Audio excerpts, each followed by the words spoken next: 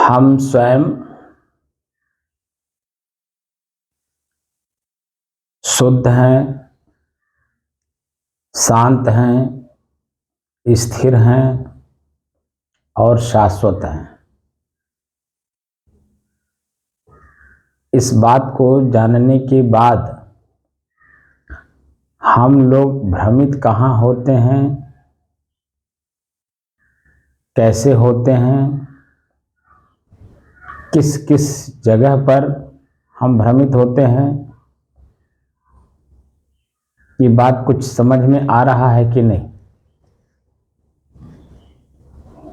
आ रहा साहब।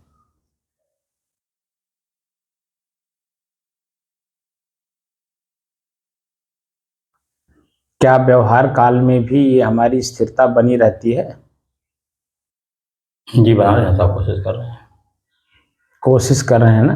जी हाँ, कोशिश से ही जो है हम अपने मकसद में कामयाब होंगे। हमारा मकसद क्या है? स्वरूप स्थिति। जी तो स्वरूप स्थिति बैठ करके हम कर रहे हैं, अपने आप को अपने आप में स्थिर कर रहे हैं। जी लेकिन हम कितने देर बैठेंगे या कितने देर बैठे रहेंगे? भूख लगेगा ही, प्यास लगेगा ही, नींद लगेगा ही, आलस्य आएगा ही। हम मनुष्य रूप में हैं तो मनुष्य सामाजिक प्राणी होता ही है। तो क्या व्यवहार नहीं करना होगा? सबको सब कुछ करना होगा। सब कुछ करना होगा। तो व्यवहार काल में जो अध्यात्म काल का काम हम कर रहे हैं बैठ करके, उस अध्यात्म काल का कार्य हमको व्यवहार में भी करना है। तो कैसे करेंगे और कैसे अपने आप को स्थिर रखेंगे?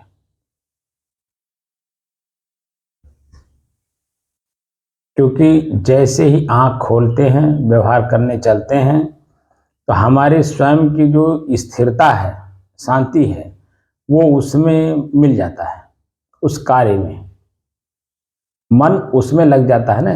जी तो जैसे उसमें लगता है, वैसे जो हमारी शांत की स्थिति है उस पर चली जाती है। वह भूल जाती है। जी और व्यवहार में जो व्यवहार हम करते हैं उस पर चली जाती उसमें मन हमारा चला जाता है। है। जी सही है ना?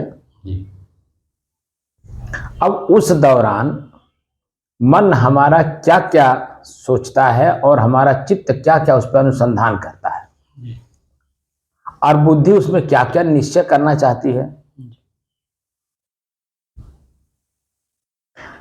क्योंकि ये जो शांत की स्थिरता का जो अनुभूति है, ये विस्मृत हो जाता है। जी तो उस दौरान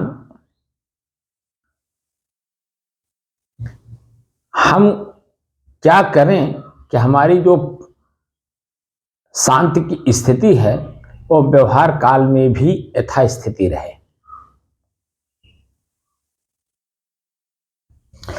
क्योंकि जब तक शरीर है और जब तक हम शरीर में हैं, तो शरीर का देख रेख करना भी तो मेरा काम है। जी साहब। जी कि नहीं? जी है साहब।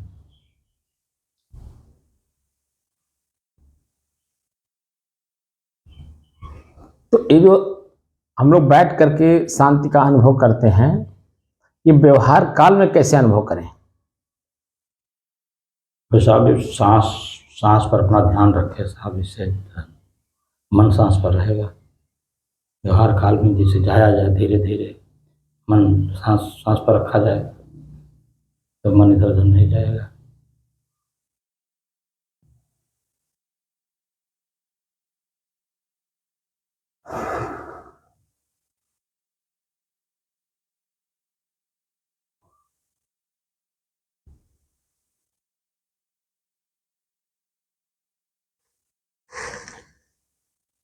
हम्म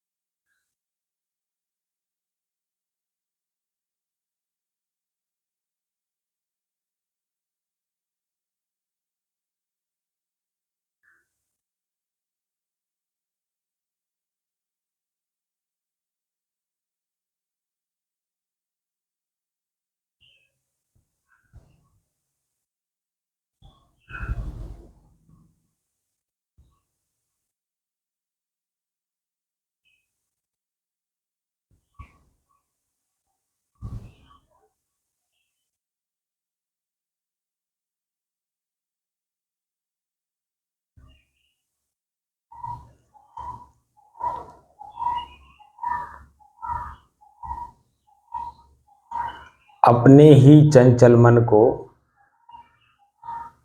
अपने ही बस में करके एकाग्रता, स्थिरता एवं स्वयं अपने आप में शांति का अनुभव करने के बाद प्रसंग चल रहा है स्वयं की खोज।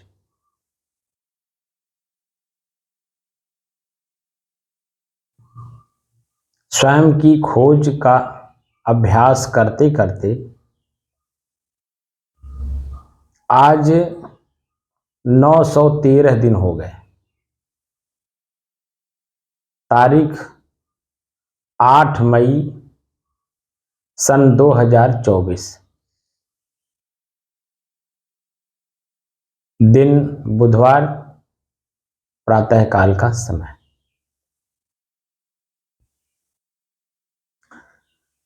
व्यवहार काल में श्वास की जरूरत नहीं है कि श्वास को देखें। ऐसा मैं क्यों कह रहा हूं?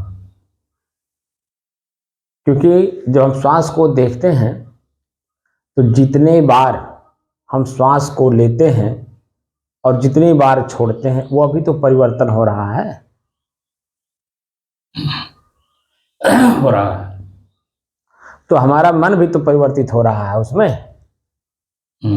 जितने बार हम अपने श्वास को देखेंगे उतने बार मेरा मन श्वास के गतियों में जाएगा। जी जाएगा, तो काम पर नहीं जा पाएगा। सही है ना? तो हमें करना क्या होगा? एकाग्रता का मतलब क्या होता है इसको समझना जरूरी है। एकाग्रता का मतलब होता है एक धन अग्र। ठीक है? अग्र का मतलब अगले हिस्से पे, यानी प्रथम संख्या पे, जिसको उद्देश्य बनाया जाता है। तो हमारा उद्देश्य क्या है? स्वरूप स्थिति। क्या उद्देश्य है? स्वरूप स्थिति। उसको आत्म स्थिति भी कह सकते हैं, कैवल्य अवस्था भी कह सकते हैं, निर्वाण भी कह सकते हैं, मोक्ष भी कह सकते हैं, क्योंकि उसी में सब इंक्लूड हो जाएगा। अलग अलग उसकी व्याख्याएं हैं लेकिन वो अंत में जाकर के उसी में समाहित होता है, किसमें? स्व को स्व में। क्योंकि निर्वाण का मतलब होता है बाण और निह विशेषण लगा करके। बाण मतलब चुभन होता है, दर्द होता है, पीड़ा होता है, कष्ट होता है। ठीक है ना? किसी भी चीज के स्मृति में हमारे मन के अंदर में जो दर्द, पीड़ा, चुभन, दर्द कुछ भी महसूस होता है इस तरह का, ऐसे चीजों का हम पुनः स्मृति करें, ख्याल करें कि वो जो चुभन है, दर्द है, पीड़ा है, वो हमारा मिट जाए, यानी भूल जाए। बात समझ रहे हैं? जी। तो क्या होता है, एक शब्द कोई आप ऐसा कान में सुन लिए या मन में स्मृत कर लिए, ख्याल कर लिए कि जिससे चुभन हो रही थी, दर्द हो रहा था, पीड़ा हो रही थी, असहनीय कष्ट लग रहा था, लेकिन कोई उसी में एक ऐसा शब्द आपने याद कर लिया कि जिससे आपका मन प्रफुल्लित, प्रसन्नचित, आनंदित हो गया, कष्ट आपसे दूर हो गया। समझ रहे हैं? तो हमको यहां क्या करना है? निर्वाण, माने ऐसी चीज का स्मृति करना है कि जिससे हमारे मन के अंदर में चुभन, दर्द, पीड़ा ना हो। तो एक शब्द है वासना। ठीक है? वासना का स्मृत होने से ही हमारे शरीर में, हमारे मन में, हमारे इंद्रियों में कष्ट महसूस होने लगता है। ठीक है? जी। लेकिन उसी पॉइंट पे एक ऐसी कोई शब्द का स्मृत हो जाए कि जिससे कि वो कष्ट, दर्द, पीड़ा हमारा दूर हो जाए। तो क्या याद करना है? जब कभी आपने वासना पूर्ति का कार्य किया हो, अब वासना पूर्ति के जो अंतिम छोर है आपके शरीर का एनर्जी लॉस होना, और लॉस होने के बाद जो अनुभूति होती है उसको बार बार अपने मानस पटल पर ख्याल करना। क्योंकि अंत वाला जो है शब्द है वो है अपने आप पे घृणा। ठीक है ना? जी।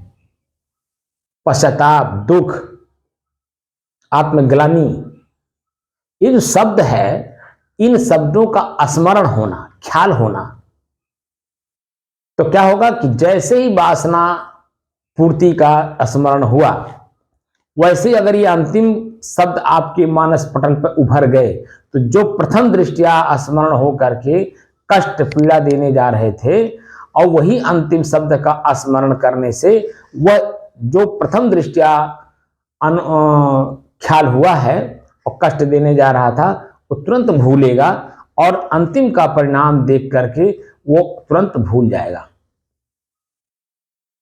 ख्याल मन से उतर जाएगा। तो क्या होगा कि जो कष्ट पीड़ा हमें मिलने जा रहा था, उससे हम निजात पा गए। बात समझ रहे हैं? जी।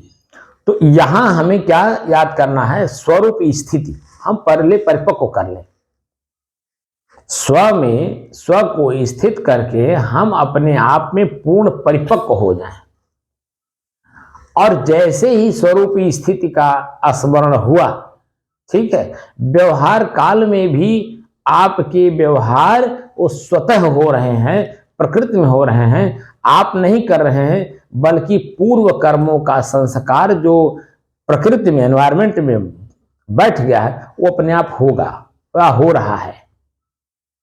मैं उसमें कुछ नहीं कर रहा हूं, वो स्वतः हो रहा है। तो जो स्वतः हो रहा है, चाहे अच्छा हो चाहे बुरा हो, उसको स्वतः होने दीजिए, और उसका जो परिणाम आए, शांत भाव पूर्वक उसको देखें, सिर्फ देखें, और उसका जो मान लीजिए अगर अच्छे के रूप में आ गया, मन प्रसन्न करेगा, ठीक है, तो मन प्रसन्न जब हुआ तो वो आपको बेहोश कर दिया, चेतना में नहीं रहने देगा, तो उसको प्रसन्नता का लाभ लेने लगेगा आनंद के रूप में, और चार जगह कहने लगेगा। लेकिन वहीं पे अगर कोई कष्ट वाली बात आपको स्मृति में आ गई, तब क्या होगा? तुम दुखित हो। तो दुख महसूस जो हो रहा है, वो हम कह नहीं पाते हैं किसी से, जी। बल्कि हमारा मन उसकी पूर्ति में और लग जाता है, ऐसे ऐसे शब्दों का प्रयोग करता है। वो तो समझता है कि मैं अच्छा कर रहा हूं, लेकिन सामने वाले को लगता है ये तो मेरे साथ धोखा कर रहा है। तो क्या होता है कि आपका कष्ट दुगुना हो जाता है, आप समझ नहीं पाते हैं। लेकिन जब आप शांत भाव से रहते हैं, तो वर्तमान परिस्थिति कैसी बदल रही है इसको आप देख लेते हैं, तो वहां आपका मस्तिष्क शांत होने की वजह से, उतावले में न रहने की वजह से, आपका जो वर्तमान स्थिति बदलने की शब्द है, वो तुरंत आपके मानस पटल पे उभर जाएगा। जैसे मान लीजिए कोई हमें गाली दे रहा है, तो मन में कष्ट होता है, पीड़ा होती है, हमको क्यों गाली दे रहा है, प्रश्न अपने आप में होता है, होता है ना अपने आप में, हमको क्यों गाली दे रहा है, हमने तो उसको गाली नहीं दिया, हमको क्यों दे रहा है। लेकिन जब हम शांत मन से रहेंगे, हमको क्यों गाली दे रहा है ये प्रश्न ही नहीं उठने देंगे, तो हमारे अंदर में एक अंतिम बात निकलेगा कि इसके पास मेरा शब्द धरोहर था, कभी इसको मैंने दे रखा था, अब वो मुझे लौटा रहा है, तो अंदर से प्रसन्नता होगी कि वो दे दे, मैं शांत भाव से सुन लूं। और शांत भाव से जितना ही आप सुन लेंगे, ठीक है, उसकी प्रतिक्रिया आप बाद में भी नहीं करेंगे, तत्काल तो करेंगे ही नहीं, बाद में भी कभी नहीं करेंगे, ऐसा मन में सोच करके जब आप बैठे रहेंगे, शांत रहेंगे, तो धीरे धीरे धीरे धीरे उसके जितने भी शब्द शुद्ध व्यास सहित उसके अंदर में हैं, वो सब निकल जाएंगे, और निकल जाने से उसकी स्वयं की चेतना नई जागृत होगी। हम तो इनको बहुत कुछ कह गए, क्या क्या कह गए मैं खुद ही नहीं जानता, लेकिन ये भला आदमी हमारे सभी बातों को सुन लिया, और सुनने के बाद कोई प्रतिक्रिया नहीं दिया। आज 10 दिन बीत गए, लेकिन कुछ भी नहीं दिखाई दे रहा, तो उसके अंदर में आपके प्रति एक आस्था जागने लगती है, क्योंकि कबाड़ खाली हो गया ना, कबाड़ बिल्कुल खाली हो गया, आपकी तरफ से भी उनकी तरफ से भी। तो जो आपकी दोनों की वास्तविक स्थिति है, वो वहां लागू होने लगी, तो दोनों धीरे धीरे धीरे धीरे धीरे धीरे एक होने लगते हैं। आपने कभी देखा होगा पक्का दुश्मन, एक दूसरे को आंख तरेरने वाले, बंदूक तान करके रखने वाले, कभी कभी आपने देखा होगा कि दोनों मित्र हो जाते हैं समय के आधार पे। जी, कैसे आ जाता है समय को, देखे होंगे ना, हो जाता है। और कभी कभी आपने देखा होगा कि परम मित्र जो कि एक थाली में खाने वाला, वे दुश्मन हो जाते हैं। और वही जो है समय के आधार पे ऐसे कट्टर दुश्मन हो जाते हैं कि एक दूसरे को देखना पसंद नहीं करते हैं। ये दोनों स्थितियां आती हैं कि नहीं आती हैं? आती है। ऐसा क्यों होता है? तो ये जो शांत स्थिति आपकी स्वयं की है, उसी शांत स्थिति में हमेशा अपने आप को बरकरार रखने के लिए जो कार्य है उसको करते रहेंगे, तो धीरे धीरे धीरे धीरे वो जो आपकी अपनी स्थिति है उसी आपकी अपनी स्थिति में वो भी आ जाएगा। जी। तो वही देखिए, साधु शब्द जो है साधु ने स्वयं ने नहीं रखा है। हाँ, उसके चरित्र पर हुआ है। साधु का मतलब सज्जनता से है। जी जी। ठीक है जी। तो सज्जन व्यक्ति कैसे हुआ? वही व्यक्ति वो भी है, वही व्यक्ति वो भी है। जी। सज्जन शब्द आपके ऊपर कहने वाला भी आदमी ही है, और आप उसको दुष्टता देखने वाले भी आदमी ही हैं। तो दुष्ट आदमी अपनी दुष्टता आपके ऊपर हर प्रकार से लागू करता है। जैसे सोनार, सोनार सोना के लिए दुष्ट आदमी है, ठीक है ना। सोना एक धातु है प्रकृति का, लेकिन उस सोना के लिए सोनार एक आदमी है। उस सोना धातु के लिए वो दुश्मन है, क्योंकि वो आग में उलटता पलटता है, दाएं बाएं करता है, गलाता है उसको हर प्रकार से।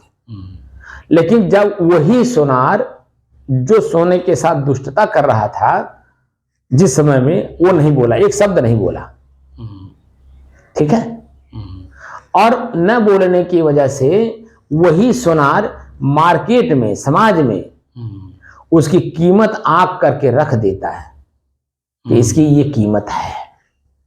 तो देखिए, समाज के हर वर्ग के लोग सोनार के ऊपर विश्वास करके उस सोना को खरीदते हैं और अपने शरीर पर उसको धारण करते हैं। जी।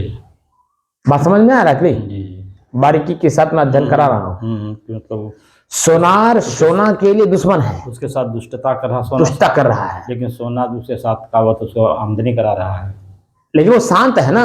बात समझिए, वो शांत है, मतलब कहीं भी उछट करके सोनार को दर्द पीड़ा दुख नहीं दे रहा है, बल्कि वो अपने आप में बिल्कुल स्थिर है।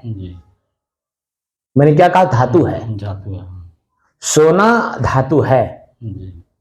तो सोना धातु जो है अपने धातु जो स्वरूप है उसमें स्थित है।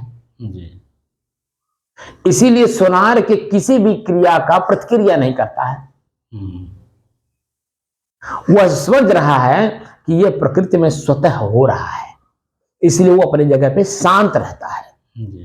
ठीक है, कूद करके उछट करके सोनार को कहीं जा करके पीड़ा नहीं देता है, क्योंकि वो जब सोनार उसको जलाता है, अग्नि में तपाता है, उसको बोलते तपना।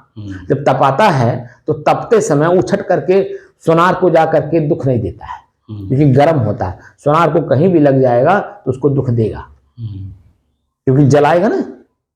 लेकिन देखिए, कहीं उछटता नहीं है, जरा सा भी कोई क्रिया उसमें होती ही नहीं है। सोनार अपने स्वयं जैसे चाहता है वैसे करता है, लेकिन वह स्वतः अपने नहीं करता है। तो वही सोनार अंत में छोटे छोटे जो सोने के जो छोटे छोटे कण हैं उसको एक करके बड़ा सा टुकड़ा बना देता है, और बड़ा सा टुकड़ा बना करके समाज में रख देता है। तो क्या करता है? उसकी कीमत रख देता है, इसकी ये कीमत है। तो समाज के जितने भी दुष्ट प्रवृत्ति के लोग हैं वह आपके लिए सोनार का काम करते हैं, क्योंकि आप अपने स्वरूप में लौटना चाहते हैं। और जो दुष्ट लोग हैं ये सोनार हैं, ये आपके ऊपर दुष्टता का जितना भी अंश है सब लागू करते हैं। और जब पूरे में आप खरा उतर जाते हैं, यही दुष्ट लोग आपको सज्जन यानी साधु के रूप में शब्द का प्रयोग करते हैं। और वही दुष्ट आदमी के सामने जब कोई दूसरा व्यक्ति चाहे सज्जन हो चाहे दुष्ट हो, दुष्टता जब करता है वही ढाल बन करके उसके खड़ा हो जाता है। कभी इस बात का आकलन किया आपने? क्योंकि आप साधु नहीं है इसलिए आपको पता नहीं चलेगा। मैं इस क्षेत्र में हूं इसलिए मुझे पता चल रहा है। हम लोग अपने स्वरूप में साधु का जो स्वभाव है, विचार है, आचरण है, चिंतन है, उसमें 24 घंटा रहते हैं। इसीलिए किसी के भी शब्द को सुनते तो जरूर हैं लेकिन प्रतिक्रिया के रूप में उसी की भाषा में नहीं देते हैं, हम अपनी भाषा में देते हैं। शांत प्रवृत्ति की भाषा जो हमारी है हम उसमें ले आते हैं, तो वो व्यक्ति अंत में हमारे साथ अच्छा व्यवहार करता है।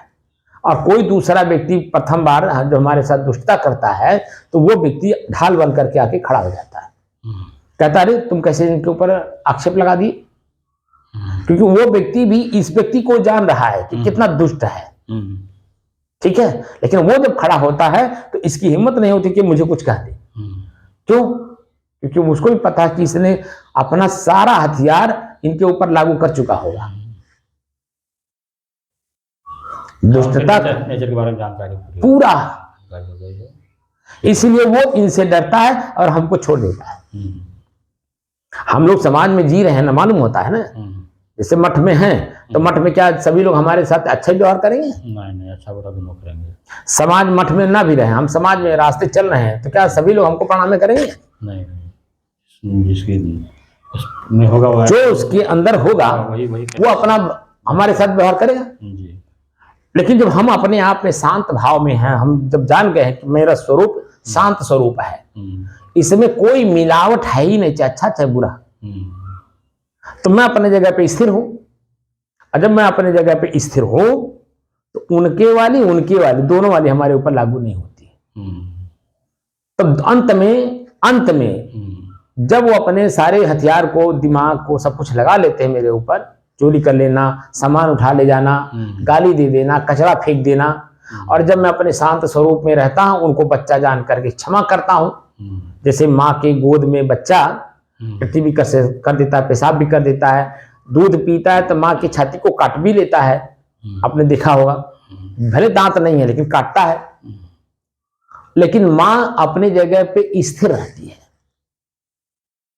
तो संत जो है समाज के माता और पिता है। ऐसा क्यों करता था, क्यों काट देता है? मस्ती में करता है ना। जैसे दूध पी ले, जब तक दूध उसको पेट में नहीं गया है तब तक भूखा है तो जल्दी जल्दी दूध पीता है, लेकिन जब पेट भर जाता है तब उसको खुराफात सूझता है।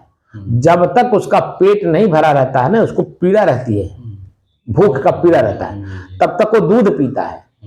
और जब वो जो है पी करके अपने आप में तृप्त हो जाता है, अब दूध की जरूरत नहीं है और माँ जबरदस्ती छाती पे लगा रखी है तो वहीं पे काटता है। वो खुराफात सोच रहा है उसके मन में। माँ समझ रही मेरे छाती में दूध है, पी ले पूरा। अब वो समझ रहा है कि मेरा पेट भर गया, अब जरूरत नहीं है, तो बोल तो पाता नहीं है कि माँ पेट भर गया, अब नहीं पीना है, करके हटाना चाहता है। वही वो काट करके इशारा करता है। माँ समझ जाती है तो उसको फिर ले जाकर के सुला देती है या खेलने के लिए छोड़ देती है। बारीकी से अध्ययन करना पड़ता है हर चीज को। जब तक बारीकी से अध्ययन नहीं करेंगे तब तक हमारे मन की जो स्थिरता है ना वो बरकरार नहीं रहती है। ऐसे ही समाज के लोग वो अपने आप में जब तक तृप्त नहीं है, माने भूख से, प्यास से, नींद से, अपनी इच्छाओं से परिपूर्ण नहीं है, तब तक कोई दूसरे के ऊपर आक्षेप प्रक्षेप नहीं करते हैं क्योंकि वो अपने काम में लगे हुए हैं। लेकिन साहब एक जगह हम लोग को मिले थे, पढ़े थे, उसमें लिखा था कि जो बच्चा दूध पीता है तो जैसे पुरुष को वासना होती है वैसे बच्चे को वासना होती है। नहीं, वो तो वासना का शरीर ही है। उस मतलब यही अनुभव उसको होता है, मतलब वही। नहीं, दूध पीते समय वो वहां पर वासना का जरूरत नहीं है, वो तो शरीर ही पूरा वासना का है। वहां जब दूध पीते समय बस इतना सा हमको लेना है कि बच्चे का पेट भर गया है, उसको हटा लेता है। अब माँ के अंदर में ये हो रहा है कि मेरे छाती में भी दूध है। अरे आपको अनुभव ना हो तो किसी महिला से पूछ लीजिए। सही है। जो सज्जन महिला हो आपकी बात का सही सही जवाब दे सके, सही है सर। मेच्योर हो, सही कहा। ठीक है, उससे आप पूछ लीजिए, उस स्वयं बता देगी उस समय में बच्चा क्या वासना आप पूर्ति करेगा, आप बताओ। बच्चा छोटा है, जी। वो वासना के कौन सी स्थिति को जानता है? मन के अंदर में उसके कुछ नहीं है, मन के अंदर में उसे खुराफात है कि हमको छोड़ दे, हम जरा खेलें क्योंकि पेट भर गया, बस इतना उसके दिमाग में है, इससे ज्यादा उसके दिमाग में कुछ नहीं है। ये तो जब 15 साल के ऊपर शरीर मजबूत हो जाता है, इंद्रियां मजबूत हो जाती है, मन मजबूत हो जाता है, तब जाकर के वो खुराफात सूझता है। लेकिन फिर भी वासना का शरीर है तो उस कैसे पुष्ट होगा? माँ जब बुकवा लगाती है उस समय आप देखिए उसके शरीर में जब बुकवा लगाते लगाते उसको गुदगुदी होती है, और उसकी गुदगुदी की वजह से उसका शिश्नेंद्रिय जागृत हो जाता है, लेकिन मन में नहीं है, और शिश्नेंद्रिय भी अभी बच्चा है, उसमें कोई मजबूती तो है नहीं। जी जी। इसलिए दोनों के प्रति जो है भले मन में लिए हो या गुदगुदी, मन में तो उस तरह की भावना नहीं रहती क्योंकि उसने देखा नहीं अभी, लेकिन शरीर उसी से बना है, इसीलिए वो जागृत हो जाता है। लेकिन वो स्वतः हो रहा है, वहां कर नहीं रहा है। हाँ, स्वतः हो रहा है, वो अपने स्वतः हो रहा है, प्रकृति में स्वतः हो रहा है। बच्चा अपने से नहीं कर रहा है, जानकारी में स्वतः हो रहा है। तो आज का मतलब है कि प्रकृति में स्वतः हो रहा है। अरे हम दूसरे को क्या कहें, इस उम्र में भी हम लोग जिस उम्र में हैं, जिस पड़ाव में हैं, आपको अनुभव है या नहीं, मुझे अपने आप का अनुभव हो रहा है कि मैं अपने आप में बिल्कुल शांत रहना चाहता हूं, लेकिन फिर भी हमारे शरीर में जो प्रकृति के नियम हैं उसमें अपने आप में जागृत होता रहता है। सबको होता रहता है साहब। अब आपको होता कि नहीं होता मुझे नहीं मालूम, लेकिन मुझे जो अनुभव हो रहा है, जैसे शाम को भोजन किए, शाम को भोजन किए, पानी भी पिए, सवेरे 4 बजे के आसपास जब नींद खुलती है तो अपने मालूम पड़ता है, एहसास होता है कि मेरा शिश्नेंद्रिय जागृत हुई है, पेशाब करने के लिए ना, तो आंख भी देख लेता है। पेशाब करने के लिए ना, पहले हमारी बात सुनेंगे, अक्ता करके बोलने की जरूरत क्या है? शाम को भोजन किए, पानी पिए, लेट गए, तो वो प्रकृति में स्वतः अपना कार्य करेगा कि नहीं करेगा? कि हम जाके पचाते हैं? नहीं, स्वतः पानी अलग करना, लेटरिन अलग करना, खून अलग करना, पीप अलग करना, बीज अलग करना, ये हम करते हैं? नहीं, वो प्रकृति में स्वतः अपने आप हो रहा है। जी। तो जैसे ही सुबह 4 बजे, 5 बजे, 6 बजे, 3 बजे, 2 बजे जैसे नींद खुलती है, हमको खुद को एहसास होता कि मेरी शिश्नेंद्रिय जागृत है, यानी उत्तेजित है, ये महसूस होता है कि नहीं? और जब महसूस होता है तो हम अपने हाथ से टोक करके देखते हैं तो सचमुच जो उनमें उत्तेजित रहता है, आंख से देख भी लेते हैं, अगर कमरे में अकेले सोए हैं तो महसूस क्या होता है?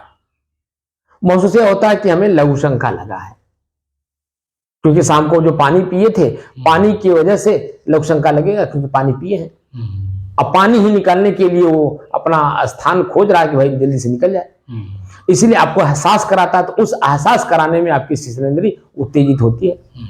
आपके मन में है कि चलो लघु शंका कर लीजिए, अभी देखिए फिर शांत हो जाता है। आप जैसे गए लघु शंका कर दिए, पानी बाहर निकल गया आपके शरीर से, वो शिश्नेंद्रिय अपने आप में शांत हो गई। कोई कष्ट पीड़ा तो नहीं दे रही। कष्ट पीड़ा तब तक है जब तक पानी बाहर नहीं निकल जाए, जो लघु शंका है वो बाहर नहीं निकल जाए। लघु शंका क्या है? पानी ही तो है। जी, पानी है। पानी आपके शरीर से बाहर निकलना चाहती है, और उस समय में आपके शिश्नेंद्रिय को आपको एहसास कराती है कि उत्तेजित है। तो क्यों उत्तेजित है ये भी बताती है कि लघु शंका लगा है। जी। ये बात आ गई? तो वो प्रक्रिया मेरे शरीर में भी तो होती है, स्वतः होती है। तो सब में होगा साहब, मतलब जितने मानो सब में होता है, लेकिन कहाँ इसका अनुभव है? अपने शांति स्थिति में कहाँ कौन रहता है?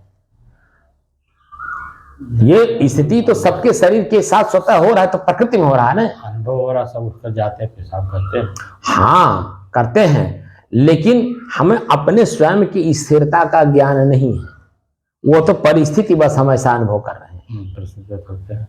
लेकिन जब दूसरे क्षण आंख से आपने दृश्य को देख लिया और वो आपकी आंख को प्रभावित कर दिया, आंख के साथ साथ मन को भी प्रभावित कर दिया, मन के साथ साथ चित्त को भी प्रभावित कर दिया, और चित्त के साथ साथ बुद्धि में निश्चय भी करा लिया, तो संकल्प विकल्प होगा कि नहीं होगा? कैसे मिले, कहाँ मिले, यही संकल्प विकल्प है।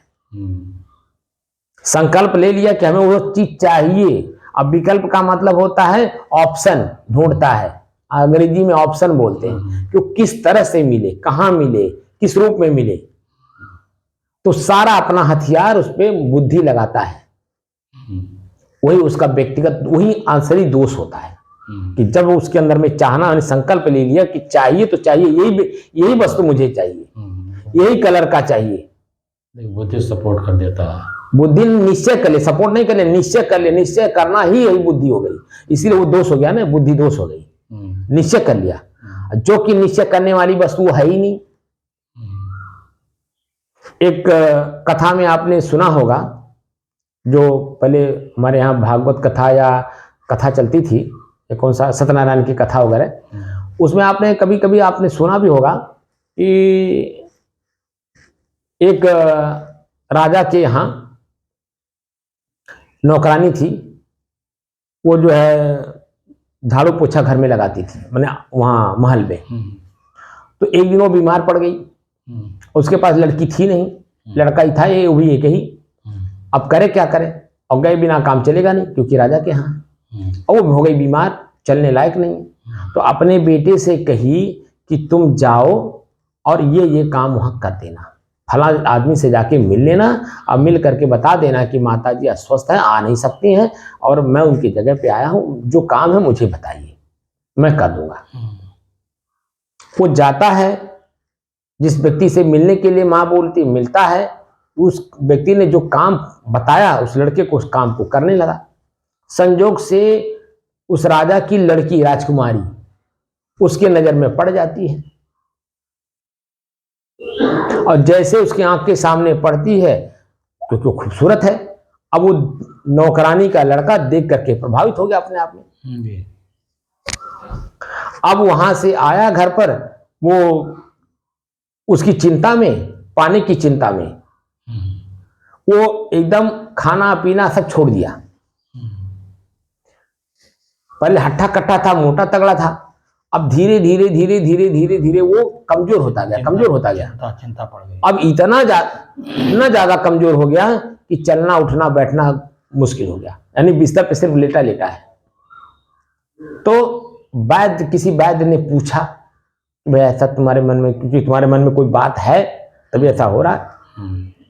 कोई आजकल उसको साइकोलॉजिकल डॉक्टर कहते हैं, तो जो मानसिक डॉक्टर, तो जो मानसिक वैद्य थे वो समझ गए इसके मन में कुछ है, दवा क्यों नहीं काम कर रही है। प्रश्न उनके अंदर में है, दवा क्यों नहीं काम कर रही है, दवा तो काम करना चाहिए, रोग हो तो दवा काम करे, रोग हो तो काम करे, लेकिन मन का रोग है तो वो इसमें काम करेगा ही नहीं।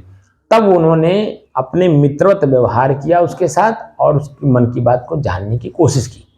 तब उसने बताया कि मेरे मन में वही बैठ गई है, और मिलेगी कैसे, जो राजकुमारी है, और मैं जो है नौकरानी का लड़का हूँ, और चाहना मेरी है, कैसे होगा। तो वो बातें किसी न किसी तरह से फूटने लगी। फूटते फूटते फूटते फूटते उस राजकुमारी के पास भी ये बात चली गई।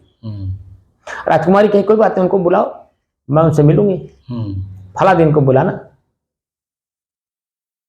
अब जैसे सुना कि राजकुमारी बुलाई है मिलने के लिए, अब वो जो रोग था उसका वो बिल्कुल दूर हो गया, अब खड़ा हो गया, भोजन भी करने लगा, क्योंकि मन प्रसन्न हो गया ना कि राजकुमारी हमको मिलने के लिए बुलाई।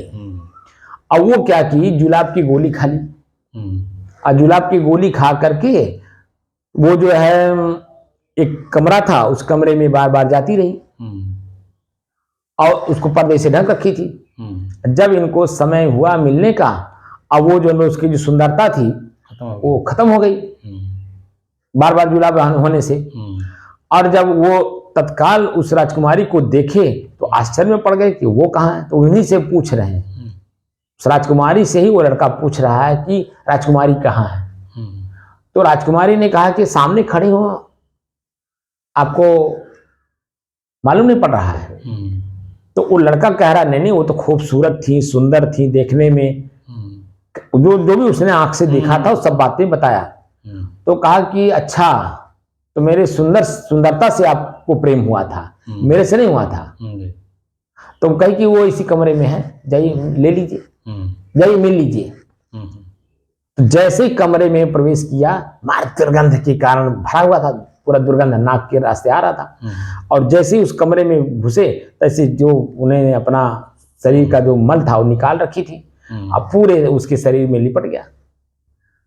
भाई उसमें हर जगह है तो पैर में लिपटेगा ही। और पैर में कभी कभी ऐसा देखिए पतला होने की वजह से पैर फिसल भी जाता है, आदमी गिर भी जाता है, हाथ में भी लग गया, पैर में भी लग, कमर में भी लग गया, तो इसका मतलब शरीर में लिपट गया। तब वहां से वो बाहर निकलता है और कहता है कि ये क्या किया आपने, वो गंदगी। तो उस लड़की ने फिर वहीं पे उसको चेतना दी कि जिस सुंदरता की तुम हमारे से प्रेम किए थे, जिस सुंदरता से आपने प्रेम किया था वही तो है, हमारे शरीर में वही था। अब तुम हमारे शरीर को देख करके जो है प्रभावित हुए थे, हमने उस सुंदरता को उसमें डाल दिया, गुलाब की गोली खा करके हमने निकाल दिया उसको। अब बताओ मेरे से प्रेम करते हो कि नहीं? कहा नहीं, आपसे नहीं प्रेम करता हूं। तो उसके मन का जो भ्रम था वो दूर हो गया जी। ये हमारे विद्वान लोग कथा में कई बार बता चुके हैं, मैंने सुना, खुद सुना है जी। मैं छोटेपन में बहुत कथा सुना हूं ना, लेकिन सब कहीं प्रसंग मिला नहीं, तो मतलब कहावत जैसे किस्सा कहा जाए, मतलब वही तरीके से है। तो किस्सा में ही हो हम नहीं जानते हैं, लेकिन हमने सुना है जी, किस्सा टाइप का है, मतलब जिससे कि मतलब वासना से दूर हो, मतलब वही अपने अंदर की जो वासनाएं हैं, इसमें मतलब गंदा गंदा है उसमें, मतलब नहीं, जो हमारे अपने शरीर में आप देख लीजिए, अभी बार बार आप लेटरिन गुलाब की गोली खा लीजिए, बार बार लेटरिन लगने लगे, अभी आपकी जो चेहरे पे चमक है खुद अपने आप में जो झूल जाएगा, झूल जाएगा, बिल्कुल झूल जाएगा। होता कि नहीं होता है? हो जाता, अस्वस्थ हो जाता है, उठ नहीं पाता है, ऐसा हो जाता है, 4 से 10 हो जाता है उसके बाद में। मैं क्या कह रहा हूँ, खुद अस्वस्थ हो जाता है, शरीर के जो रंग रोगन है वो उड़ जाते हैं, उठना सुंदरता जो है शरीर की वो उड़ जाती है। तो वही सुंदरता जो वो वासना को, उस लड़के के अंदर में जो वासना गड़ गई थी मिलने की, तो वो उस लड़की से नहीं मिलना चाहता था, उस सुंदरता से मिलना चाहता। तो सुंदरता उसने दिखा दी। उस लड़की में कितनी ज्ञान थी, कितनी ऊंचाई थी उसके अंदर में। वासना सब सुंदरता में होता है, और क्या मतलब आदमी थोड़ा वासना। मैं वही तो कह रहा, तो आखिर वही तो मुझे देखना है, हमको अपने में स्थित करना है, तो मैं अपने आप में स्थित क्यों नहीं हो पा रहा हूं? तो स्त्रियां श्रृंगार बनाती हैं साहब, वो तो उनका विषय है, वो बात नहीं, हम अपनी बात कर रहे हैं। हमको अपने आप में मैं शुद्ध हूं, शुद्ध का मतलब क्या, मिलावट नहीं है। तो वासना क्या है, इच्छा क्या है, मिलावट है जी। तो हम 24 घंटा अपने में स्थित रहे, प्रश्न ये है। हाँ, तो मिलावट नहीं होगा, मतलब बचे रहेंगे उससे। तो जब हम अपने आप को जाने रहेंगे तब तो स्थित रहेंगे। जैसे हम अपने चेहरे को देखे हैं शीशे में, तो कंफर्म है कि मेरा चेहरा यही है जी। लेकिन आपके फोटो के जगह पे आप कोई दूसरा चेहरा, उस पर आपका शरीर भले हो, आजकल के वो टेक्निकल जमाना हो गया है, फोटो में आपका सर काट करके दूसरे का सर लगा देते हैं। फोटो में आपके साक्षात नहीं करेंगे, लेकिन फोटो में आपके सर को काट के हटा देंगे, दूसरे का सर वहां पे ले जाके फिट कर देंगे, आप समझ ही नहीं पाएंगे। ऐसा हो रहा नहीं हो रहा? तो वही चेहरा जैसे आपके शरीर पर, शरीर को तो आप पहचाने मेरा है, लेकिन चेहरा मेरा नहीं है। वो जो फोटो पे चिपका है स्पष्ट आपको, क्योंकि आपको अपने चेहरे का पता है कि मेरा चेहरा यही है, क्योंकि अपना आंख अपने चेहरे को नहीं देखता है, माध्यम लिया आपने शीशे का, शीशा नहीं बताया कि आपका चेहरा ऐसा है। एक शीशा नहीं, आंख सामने वाले को देखेगा जब भी देखेगा। एक शीशा नहीं, कई शीशा में आप अपने चेहरे को कंफर्म करते हैं। एक शीशा यहाँ है तो देखते हैं पहली बार, तब परेशान होते हैं कि क्या मेरा यही हूं, तो दूसरे शीशे में देखते हैं, फिर तीसरे शीशे में देखते हैं, चौथे, जितने भी शीशे में आप देखते हैं रूप वही दिखाई देता है, तो आप कंफर्म हो जाते हैं। या एक ही शीशा बार बार जब आप देखते हैं तो कंफर्म होते हैं कि मेरा चेहरा यही है, तभी तो कंफर्म करते हैं कि मेरा चेहरा नहीं है। ऐसे ही हम जब अपने स्वयं के शांत, शुद्ध और स्थिर वस्तु का अनुभव कर लेंगे, तो मेरे में क्या मिलावट हो रहा है वर्तमान में वो मालूम हो जाएगा। बात समझ रहे हैं कि नहीं जी? मैं गहराई से जो अध्ययन करा रहा हूं वो इसलिए क्योंकि हमको आपको अपने आप में फिट करना है। तो कैसे फिट होंगे? जब तक अनफिट चीजें फिट होने के उसमें जो बाधक बन रही हैं, जब तक उसको हटा नहीं देंगे तब तक अपने आप में फिट होगा नहीं। तो स्व को स्व में स्थित करना है, स्व को पहले जान लीजिए और बाकी चीजें जान लीजिए। तो चेहरा हमारा क्या है, मैं बिल्कुल शांत हूं जी मन की चाहे बाहर की गतिविधि हो चाहे भीतर की गतिविधि, कोई गतिविधि नहीं होगी, जी जी एकदम शुद्ध और शांत। वहां चिंतन भी नहीं होगा, कुछ नहीं। चिंता को हटाए तो चिंतन में आ जाते हैं, वो चिंता हट गया तो चिंतन भी हट जाएगा, वो स्थिति मेरी है। जी इसीलिए मैं बार बार जिक्र करता हूं कि नींद जो अवस्था है हाँ वही वही है। वो मेरा अपना है, जी। बार बार जिक्र कर रहा हूं मैं जी उसका। जी जी अब मैं कहीं अपने से नहीं लाया, ये हमारे ऋषियों का शोध है, मैंने उपनिषद में पाया है। हर जगह है नींद अवस्था में। मैं इस चीज को उपनिषद में पाया, क्योंकि उपनिषद सिर्फ आत्मा की चर्चा करती है, जी बाहरी कोई बात चर्चा करती ही नहीं। अनुभव भी करने से होता है, नींद में आने बाद में आदमी। मैं क्या कह रहा हूं, अनुभव है तभी तो उस बात को मैं बार बार पुष्ट कर रहा हूं। जी जी भाई वही चीज आप भी कर अनुभव कर रहे हो, मैं भी कर रहा हूं, तभी तो मैं उसकी बात पुरजोर जो मैं जी जी डट करके उसकी बात कर रहा हूं जी साहब जी कि नींद जो अवस्था है वो मैं हूं। जी और लेकिन नींद अवस्था में मैं अज्ञान दशा में हूं, और यहां मुझे चेतना अवस्था में जाकर के उस लेवल पे जाना है जी कि चेतना अवस्था में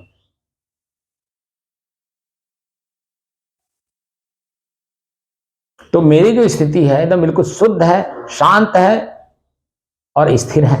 जी और क्या है, शाश्वत है। जी शाश्वत का मतलब सदैव रहने वाला। अरे कल भी था, सनातन आज भी है और कल भी रहेगा। सनातन है। सनातन है, सदैव रहने वाले को सनातन कहा जाता है। सनातन कोई अलग से कोई चीज नहीं है, जो सदैव रहने वाला चीज है वो दो ही चीज है, एक जड़ एक चेतन, एक प्रकृति एक पुरुष, एक क्षेत्र एक क्षेत्रज्ञ। क्षेत्र ना हो क्षेत्रज्ञ का क्या मतलब, और क्षेत्रज्ञ ना हो तो क्षेत्र का क्या मतलब। जी पूरे विश्व में सब कुछ है, अब मैं वहां नहीं हूं तो उस रहने से क्या मतलब, लेकिन मैं जहां हूं निश्चित साहब कोई कर नहीं पाया कब से, इसीलिए सनातन मान लिए हैं बस। असल में उसकी खोज हुई। हाँ खोज हुई तो जब इसीलिए कह दिया गया नेति नेति, मतलब जो खोज करने वाले लोग थे वैज्ञानिक लोग हमारे, विज्ञान का मतलब है ज्ञान का ही विशेष रूप से प्रयोग करके उसको यथास्थिति जानना, उसको विज्ञान कहते हैं। जी लेकिन यहाँ हम देख रहे हैं कि वही अध्यात्म है। अध्यात्म वही है कि किसी चीज को वो विशेष रूप से जानना चाहता है। जी तो अध्यात्म का मतलब ही मैं अपने आप को जानना चाहता हूँ। तो अपने आप को जो बाहर चीजें खोजने की संसाधन लग रहे हैं वही मेरे अपने तक जाने के भी संसाधन लगते हैं। क्या है, क्यों है, कैसे है, किस लिए है, कब के लिए है, कब से है, कब तक रहेगा। ये जो प्रश्नवाचक चिन्ह है ना, ये तो बाहर भी लगाते हैं हम लोग और भीतर भी लगाना है। अब यहाँ मतभेद हो गया। मतभेद ये हो गया कि जो भौतिक जीवन का जो संसाधन है, जैसे कपड़ा हमारे शरीर में नहीं है तो कपड़ा बुनने वाला वैज्ञानिक हो गया। भाई उसने एक एक दाना जो रुई का होता है, क्या बोलते उसको, रुई नहीं वो जो जिसमें रुई होता है, कपास को बीजा लाता है, बोता है, बो करके एक एक दाना जानवर निकालता है अपने पेड़ से, इकट्ठा करता है, फिर उस जो कपास का फल है उसमें से जो रुई है उसको निकालता है, बिया अलग करता है, ठीक है। तो उसको धीरे धीरे धीरे फिर उसको परिमार्जित करता है, धुनाई करता है, एक में मिलाता है, फिर उसको सूत बनाता है, सूत बना करके फिर जो लोग उसमें लगाता है, तो फिर कपड़ा बनाता है। और कपड़ा ही मेरे शरीर पे आया, तो कपड़ा तो मैं देख रहा हूं, लेकिन रुई से कपड़ा बना ये कहाँ हमें मालूम है, और कितने कितने जगह पे कैसे कैसे वो परिमार्जित होकर के यहाँ तक आया, वो तो वो आदमी जानता है ना। जी जी तो उसी का नाम क्या दे दिए, जुलाहा। एक नाम दे दिया ना उसको, उस व्यक्ति का नाम विशेष रूप से पड़ गया जुलाहा, यानी कपड़ा बुनने का काम जुलाहा ही करता है, क्योंकि वो उसका विशेषज्ञ है। जो कपास खेती करने वाले लोग हैं, किसान, वो नहीं बना पाते। जो व्यापारी हैं, व्यापार करते वो भी नहीं कर पाते। जो दुकान में रुई बिकता है वो भी नहीं कर पाता है। कौन कर पाता है, जुलाहा, क्योंकि उसके पास संसाधन है, वो स्वयं अपने को जाना, समझा, उस तरह से मांड बनाया और उस तरह से बाहर भौतिक जीवन का मशीन बनाया। और मशीन बना करके उसी में वो धागे को इधर उधर करके और बढ़िया फर्स्ट क्लास का हमारे आपके शरीर पे कपड़ा दे दिया। तो वो कितना बड़ा वैज्ञानिक है, तो आदमी वो भी, और आदमी मैं भी हूँ। जी। अगर मैं उसकी कीमत समझता हूं तो इसकी कीमत देख करके ही मैं उससे लूंगा, क्योंकि वो भी मैं ही हूं और वो भी मैं ही हूं, जी। मैं भी वही हूं और वो भी मैं ही हूं। जी जी। उसने जो है शरीर में जो कष्ट हुआ कपड़ा न रहने का, उसको समझा, स्थिर किया अपने आप को, जी। और अपने आप को स्थिर करने के बाद तब जाकर के माइंड लगा करके पूरा स्थिर होकर काम करना पड़ता है। किसी भी काम को करते समय अगर आप स्थिर नहीं हैं तो उसमें सफलता आपको नहीं मिलेगी। जी। आपकी वाहवाही पूरा समाज नहीं लूट पाएगा और न आपको दे पाएगा। जी। दोनों बात है। अब जैसे कपड़ा है तो जिस बुनकर ने इसे बुना है, चुलाहे ने, उसकी कीमत हम अपने शरीर पे दे रहे हैं, उसके मन की चमक यहां हम दे रहे हैं। देखिए कितना सुंदर कपड़ा है। तो मैं कपड़े को नहीं दे रहा हूं महत्व, उस व्यक्ति को महत्व दे रहा हूं जिसने इसको बुना है, क्योंकि वही वो मैं ही हूं। उसने अपने मन को एकाग्र किया, स्थिर किया, शांत किया और एक नई तरीके से हमको कपड़ा दिया। तो मेरे शरीर पे है तो एक तो शरीर ढक दिया, दूसरे गर्मी से, बरसात से, ठंडी से हमें बचा रहा है। और यही इस कपड़े को हम कई जगह प्रयोग करते हैं, सर पे बांधने के भी काम लेते हैं, नहाते हैं तो हाथ पोंछने का भी काम करते हैं, कपड़ा बदलने का भी काम करते हैं। अपने कंधे पे रख करके जन्म मैं इसका सम्मान भी उस व्यक्ति का कर रहा हूं। कंधे पे रखते हैं, क्यों रखते हैं? अपने को लगता है कि हाँ कुछ रखे हैं, है सम्मान में, देखने में खूबसूरत लगता है। अभी आप जैसे हैं, आप कहीं चले जाए, कहीं बड़ा उदंड आदमी है, अरे एक तो गमछा रख लिया होता, कुर्ता के ऊपर, धोती कुर्ता के ऊपर गमछा अच्छा लगता है और उसका शोभा है। लेकिन बिना गमछा के आप चले जाइए तो अधूरे लगते हैं, खुद भी अधूरा लगता है और सामने वाला देखने वाला भी। लेकिन रख करके जाइए तो अपने को लगता है कि कुछ हम हैं, ऐसा महसूस होता है नहीं। तो सम्मान हम उस व्यक्ति का कर रहे हैं क्योंकि वह अपने आप को समझा क्या कष्ट को, कि सभी लोग कष्टित है इस चीज से, और कोई इसमें आगे नहीं आ रहा है, तो उसके मन में धैर्य रख करके दृढ़ता पूर्वक उस काम को करना शुरू कर देता है और काम करते करते करते करते करते सफलता पा जाता है। और सफलता पाया तो उसी का सब पूरा समाज लाभ ले रहा है। कपड़ा सबको पता है कि मिल में बनता है, बुनकर ही से बुनते हैं, जिसका नाम जुलाहा है, क्योंकि बेस वही है ना, शुरुआत वही लोगों ने किया है। तो देखिए समाज से कट करके एक नया चीज देखिए, वही वैज्ञानिक है, यानी ज्ञान उनके अंदर में आया कि मैं ठंड से कांप रहा हूं। तो क्यों कांप रहा हूं ठंड से? क्योंकि मेरे शरीर पर ठंड से बचने के लिए कोई उपाय नहीं है। तब उपाय क्या ढूंढा जाए? तो उसके दिमाग शुद्ध है, शांत है, स्थिर है, इसीलिए वह सही सही चीजें उसके दिमाग में आता है। वहां भी वो भी स्थिर है, शांत है, शुद्ध है और अपने आप को समझ रहा है कि मैं शाश्वत भी हूं, मैंने कल भी रहूंगा, कल हूं, कल रहूंगा, ये उसके अंदर में है। और कल मैं पीड़ा सहा था, आज पीड़ा ना सहूं, ये बात उसके दिमाग में है। तभी तो शाश्वत अपने आप को मान करके काम कर रहा है और पूरे मानव समाज के लिए कर रहा है। ये नहीं कि जन वो अपने लिए सिर्फ व्यक्तिगत कर रहा है, नहीं, वह अपने लिए तो किया ही किया, अपने आप पहले, क्योंकि कोई भी काम अगर करिए और स्वयं अपने आप पे उसका लागू न करिए तो दूसरा उसको देख करके प्रभावित नहीं होता है। नहीं, पहले अपने आप। तो उसने जब किसी मनुष्य ने उसके दिमाग में बात आई और जब उसने जन्म देखा, बना करके अपने शरीर पे डाला और दूसरे लोगों ने देखा, अरे ये तो अपने ठंडी गर्मी से बचने के लिए उपाय कर लिए, तो वो व्यक्ति उससे जानना चाहता, भैया हमको भी बताइए, हम भी करना चाहते हैं। कहते बेटा आप नहीं कर पाओगे, हाँ मेरे पास है, दूसरा ले जाओ। वो दे दिए उसको, वो पहना, 10 लोग और देखे, फिर और उस 10 लोगों में से एक आदमी आया, भाई हमको भी चाहिए। तो अब धीरे धीरे धीरे धीरे धीरे धीरे वो व्यवसाय के रूप में व्यवसाय हो गया। भाई हमारे पास रॉ मटेरियल तो है नहीं, रुई हमारे पास तो है नहीं, रुई खरीदना पड़ेगा और रुई खरीद करके धागा बनाना पड़ेगा, धागा बना करके हमें कपड़ा बनाना पड़ेगा, तो उसके लिए हमें पैसा देना पड़ेगा। तो आप उसकी कीमत अदा करिए, हम आपको बना करके दे रहे हैं। प्रकृति बीज दे करके, मतलब हमको पहले से सचेत किया, मतलब जानकारी नहीं थी कि रुई नीचे से निकलती है। सब कुछ प्रकृति में उपलब्ध है महाराज, वही जानकारी करके करके करना। तो वही तो जब आप स्थिर होते हैं एकाग्र होइए, मैंने एक कोई लक्ष्य बनाइए, उसमें एकाग्र रहिए हमेशा, बार बार उसी शब्द पे चलिए। कपड़ा बुनना है, कपड़ा बुनना है, कपड़ा बुनना, कपड़ा, तो कपड़ा हमारा एक लक्ष्य हो गया ना जी। तो कपड़ा कैसे बुनाई होगा? जहां से हमें कपास मिलना है, जो किसान कपास की खेती करते हैं उन पर हमें निगाहें लगानी होगी। फसल उनकी तैयार हो गई, निगाहें वहां तक रखेंगे हम। कपास तोड़ करके ला करके ढेरी घर पे रखा गया, उस पर निगाह रखेंगे हम, ताक करके तत्काल उससे खरीदेंगे, जो भी कीमत वो मांगेगा हम पूरा कीमत देंगे, ले आ करके एक एक करके उसको निकाल करके धागा बनाएंगे, फिर अपने मशीन पे लगा करके उसको हम कपड़ा बुनेंगे। तो देखिए वह व्यक्ति पूरा का पूरा फोकस उसी पे रखता है जी।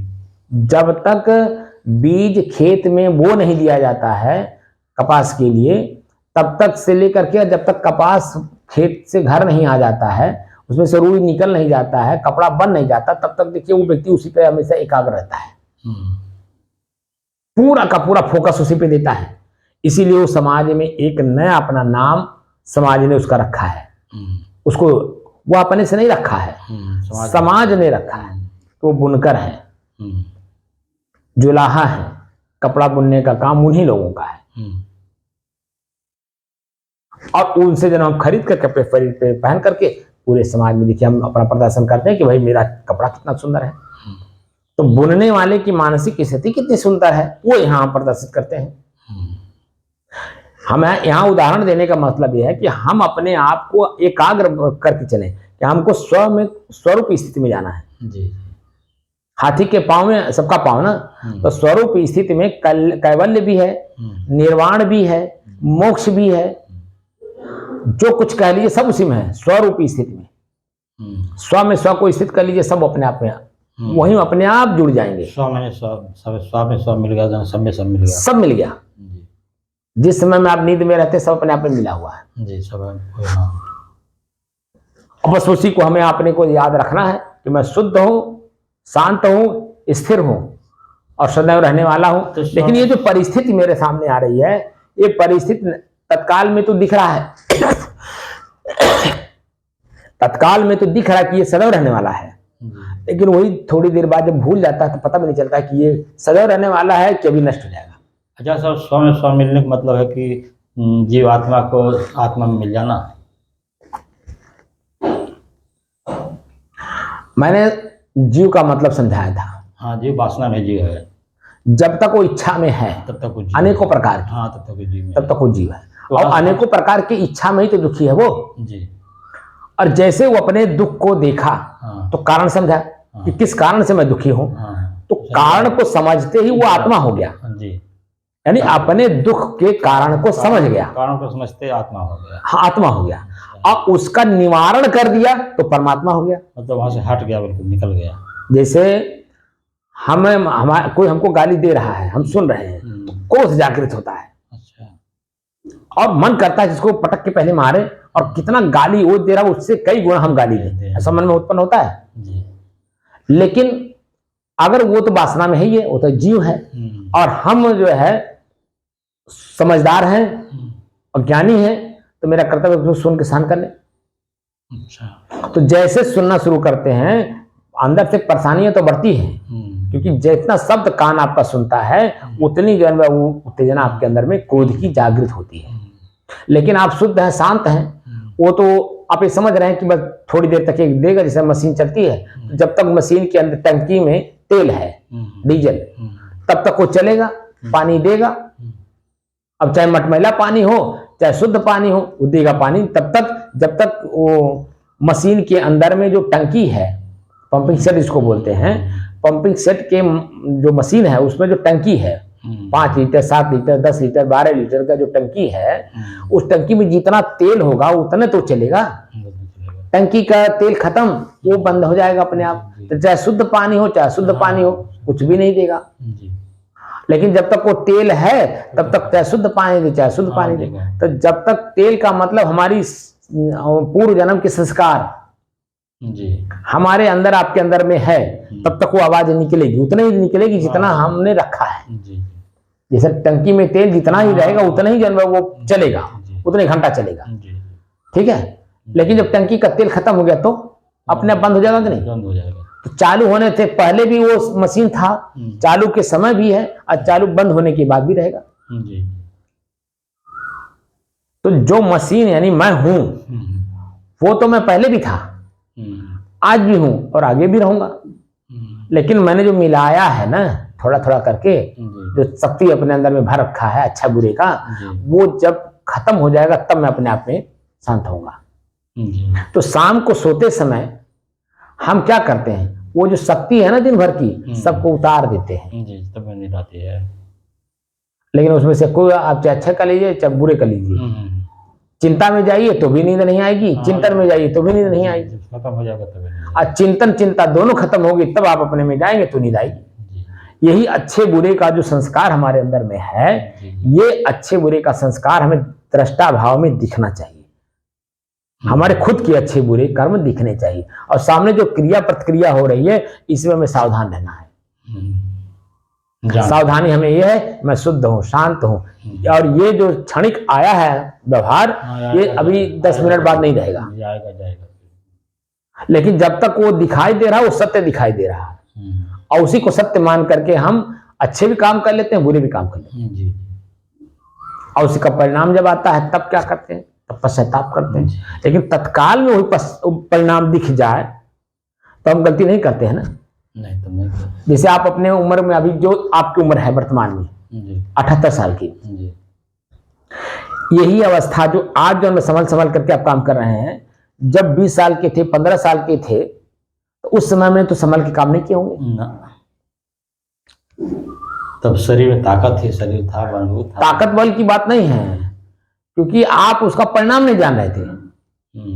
हाँ, आगे का परिणाम नहीं मालूम है, आपको परिणाम पता नहीं था, लेकिन जैसे करते गए और उसका परिणाम आपको मिलता गया, तैसे उसी काम को दोबारा करने में एक बार सोचते अरे यार परिणाम तो आया था, करना है कि नहीं करना, नहीं करना है, तो रोकते हैं नहीं अपने आप को। ऐसे ही ये जो साधना में सिखा रहा हूं, इस साधना में परिणाम देखना है कि मेरी शांति भंग कर देगा।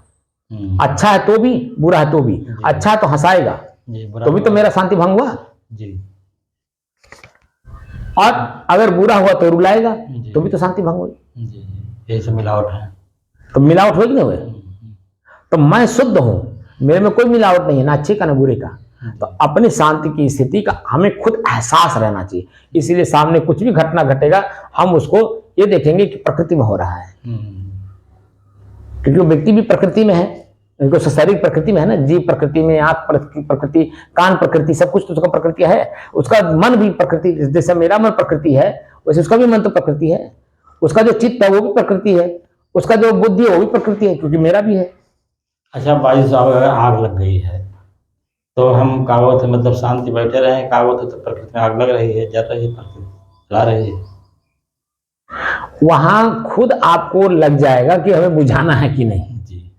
जैसे वर्तमान में खेतों में आग लगी तो दो तरह से आग लगी, एक फसल के साथ आग लगा, तो आप देखे होंगे कि पूरे गांव जवार के लोग लग करके और पूरे सरकार भी दमकल लेकर के पहुंच गई उसको बुझाने के लिए। लेकिन वही फसल जब उसमें से छीमी कट गई, डंठी नीचे खेत में पड़ा है, तो किसान खुद आग लगाता है।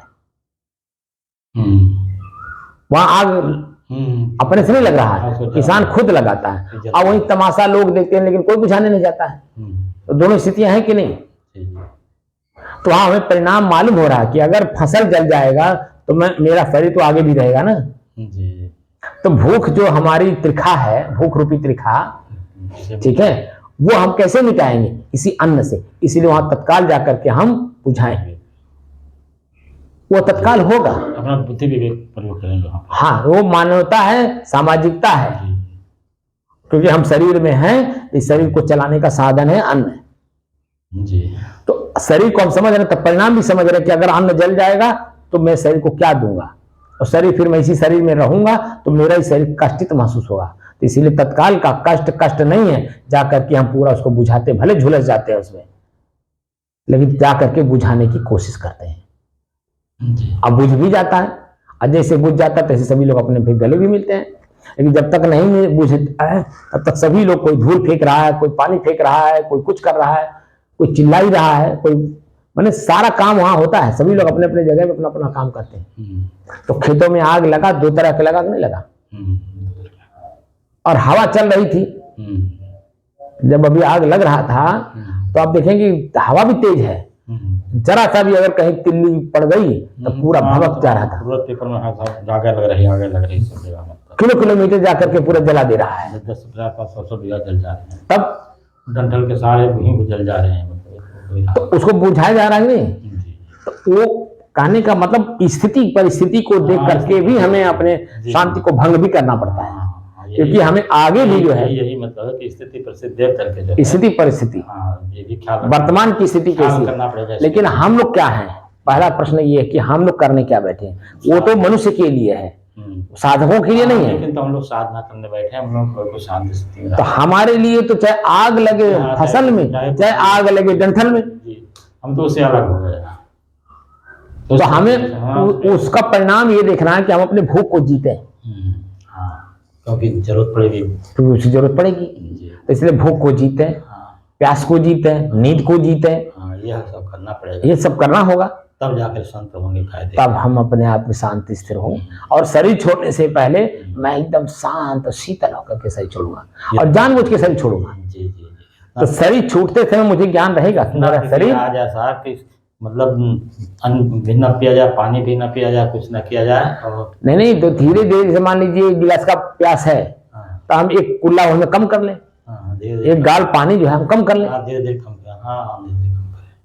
दिन भर में हम 10 गिलास पानी पीते हैं, एक एक कम करें।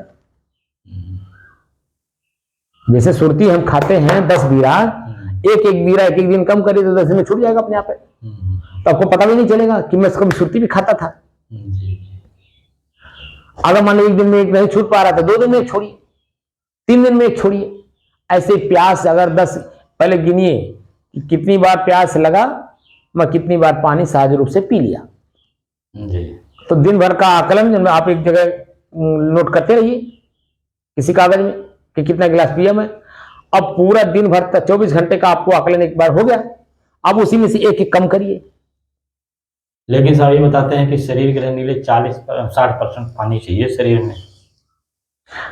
ये तो शरीर को चलाने के लिए ना, हम शरीर से मुक्त होना चाहते हैं, शरीर को जलाने के लिए हम शरीर से मुक्त होना चाहते हैं। शरीर से मुक्त होना चाहते हैं, मुक्त की बात है, सही कह रहे हैं आप उस शरीर को पुष्ट करने वाली बात कर रहे हैं और हम मुक्त होने वाली बात कर रहे हैं, तो दोनों में अंतर फर्क है। आपकी समझ में और मेरे समझ में कितना अंतर है? नहीं सही है, मतलब ये पुष्ट वाला है, ये मतलब उसे मुक्त होने वाली चीज है। हम शरीर रूपी दुख से मुक्त होना चाहते हैं, क्योंकि शरीर ही दुख का जड़ है। तो शरीर से हम मुक्त होना चाहते हैं, तो हम अपने देख रेख में अपनी चीजों से अपने आप को मुक्त नहीं करेंगे तो मेरा काम कोई दूसरा करेगा, क्योंकि कष्ट तो मुझे महसूस हो रहा है ना। तो अपने आप को हम मुक्त करें, अपने आप से, अपने आप को अपने कष्टों से स्वयं मुक्त करें। तो कष्ट को समझेंगे कि किस कारण से हो रहा है कष्ट, तब वो उसका निवारण होगा ना। जैसे भूख भी अपने आप में कष्ट है, प्यास भी अपने आप में कष्ट है, नींद भी अपने आप में कष्ट है, थकान भी अपने आप में कष्ट है, अनेकों प्रकार के कष्ट है शरीर में। तो एक एक करके निर्वारी, एक एक निर्वारी जो निर्वारी जाए, एक एक करके उसको पूरा मजबूती के साथ उसको दोबारा उसमें स्मृति ना हो। अगर स्मृति आ भी जाए तो उसका परिणाम सामने दिखाई दे। जैसे अभी आपको 78 साल की उम्र में हम कहें कि शादी कर लीजिए और लड़की 18 साल की है, आप करेंगे? नहीं। क्यों नहीं करेंगे? कर चुके हैं, उसका परिणाम देख चुके हैं। पैरों की बात नहीं, अभी तो देख टीवी में वीडियो उसमें देख समाचार में आता भी रहता है कि 99 साल का बूढ़ा 60 साल की बुढ़िया के साथ शादी किया, 35 साल की बुढ़िया के साथ शादी किया। तो ये मत समझिए कि नहीं कर सकते हैं, पैरुख है, लेकिन हमने उसका परिणाम देख लिया, इसलिए हम उसमें नहीं जाएंगे। और जिसने परिणाम नहीं देखा वो उसी का मतलब भोगता है, तो बार बार करेगा। अभी कुछ यूट्यूबर हैं विदेशों में जा करके जो ऐसी चीजें हैं अजूबा टाइप की, वो यूट्यूबर पे मतलब दिखा रहे हैं सब। तो अभी एक दिखा रहा था कि 12 महिला हैं, एक आदमी की 12 महिला हैं, मतलब स्त्री उसकी, और 110 बच्चे हैं, 112 बच्चे, और अभी भी हिष्ट पुष्ट है।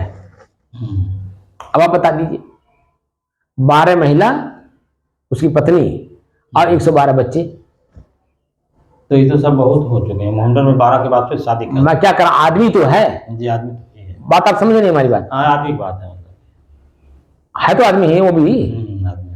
लेकिन उसको क्या दिख रहा है, उसको जो समझाया गया होगा, जो बताया गया होगा, जो उसके अंदर में फ्री कर दे, मतलब फ्री सेक्स को फ्री कर दिया, मैंने काम वासना ही सब कुछ वो मान लिया, इसीलिए वो काम को कर रहा है। लेकिन हम एक बार जब देख लेते हैं तो हम अपने को बचाते ही नहीं। बचाते हैं।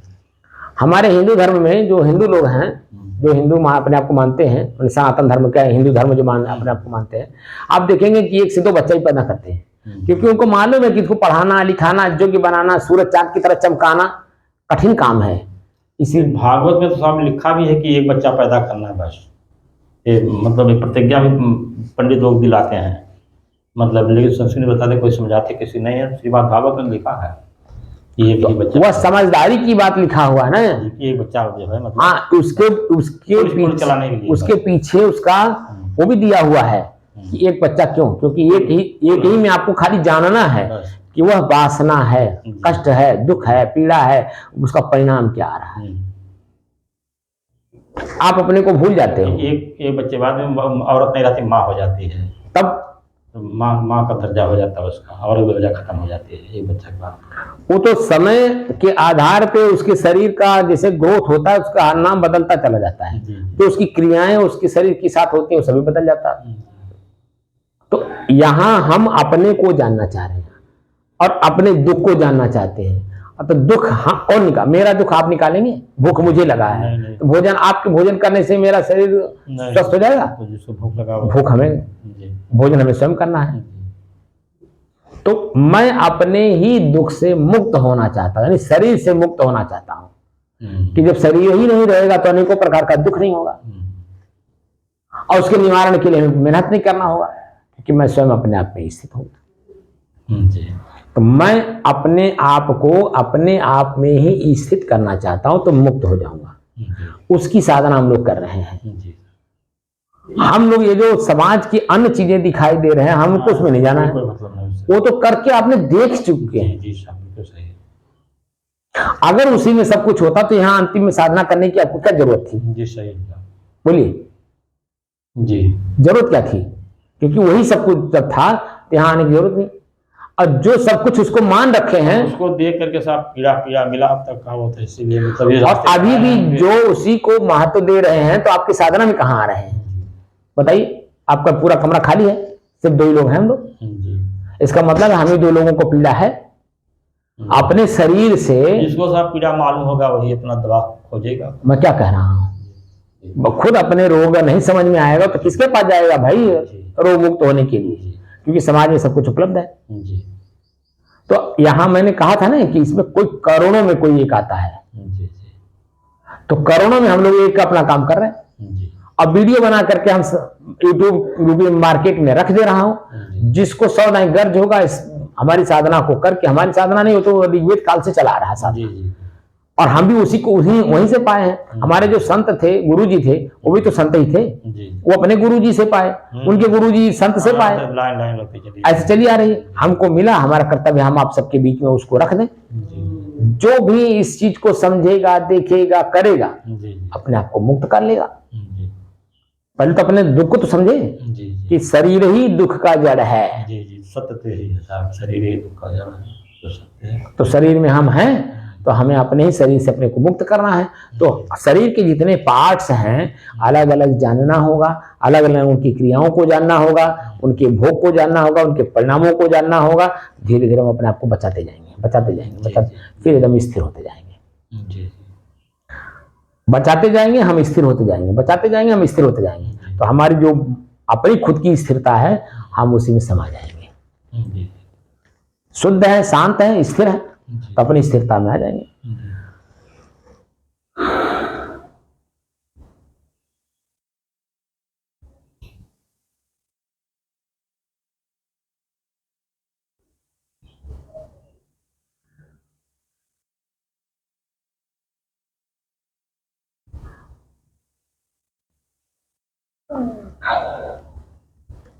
भीतर अभी अनेकों प्रकार के भ्रम भरे पड़े हैं, समझ रहे हैं?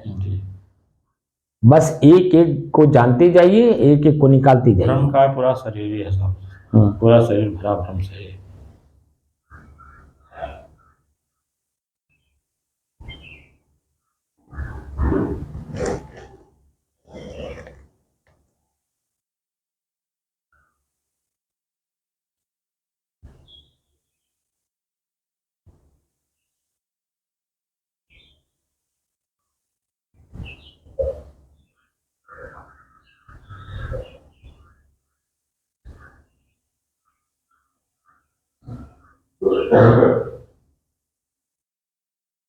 तो व्यवहार काल में हमें क्या ख्याल रखना है, बात समझ में आ गई? जी मैं शुद्ध हूँ, जी, शांत हूँ, स्थिर हूँ, शाश्वत हूँ। और जो सामने हमारे मन में उत्पन्न हो रहा है वो भी चंचलता है, जी, और जो सामने क्रियाओं में दृश्य दिख रहा है वो भी चंचलता है, मिलावट है। उसमें हमें मिलना नहीं है। कितना भी कठिन से कठिन शब्द हमारे सामने कोई बोल दे, मैं शांत रहूँ। कितना प्रिय से प्रिय शब्द कोई बोल दे, मैं शांत हूँ। एकदम अपनी स्थिति व्यवहार में भी स्मृति में रखना है कि मैं शुद्ध हूँ, शांत हूँ, चंचल नहीं हूँ। प्रिय जो है प्रकृति में है बस। अब खाली तटस्थ होकर के देखना है। जी जी जी, जैसे श्वास को तटस्थ होकर के देखे, अब ऐसे हमें क्रियाओं को भी तटस्थ होकर के देखना है। कोई भी क्रिया प्रतिक्रिया हो रही है, तटस्थ होकर के देखेंगे तो स्वतः अपने आप हो रहा, हम नहीं कर रहे हैं। लेकिन वो तो भ्रम से हम मानते हैं हम मैं कर रहा हूँ, लेकिन उसी काम को दोबारा करवाइए तो वो नहीं कर पाएगा, क्योंकि स्वतः हो रहा है, लेकिन मान लिया मैं कर रहा हूँ। ऑटोमेटिक हो ही रहा है, वो स्वतः हो रहा है, हम नहीं कर रहे हैं, अपने आप स्वतः हो रहा। खाली दृष्टा भाव का आप अभ्यास कर लीजिए, भी अपने आप मालूम हो जाएगा। क्योंकि मैं दृश्य को देख रहा हूं, मैं स्वयं दृष्टा हूं। दृश्य सामने, चाहे कान का शब्द हो शब्द, चाहे आंख का दृश्य हो रूप, चाहे नाक का सुगंध दुर्गंध हो, चाहे जीभ का स्वाद हो, चाहे शब्द हो, कोई भी क्रिया वो मेरे लिए दृश्य है और मैं उसका दृष्टा हूं। तो दृष्टा भाव में आप स्थित हो जाइए, हर क्रिया अपने आप स्वतः हो रही है, आपको खुद अनुभव हो जाएगा। उसे क्रिया में न जाइए। क्रिया में गए तो इसका मतलब आप कर रहे हैं, आप कर रहे हैं तो आपको अहंकार हो जाएगा, तो भोगना है, तो भोगना ही पड़ेगा। क्रिया किए तो आप उसमें लिप्त हो, लेकिन तटस्थ रहे तो लिप्त नहीं हुए। समझ रहे हैं? हाँ, शांत है।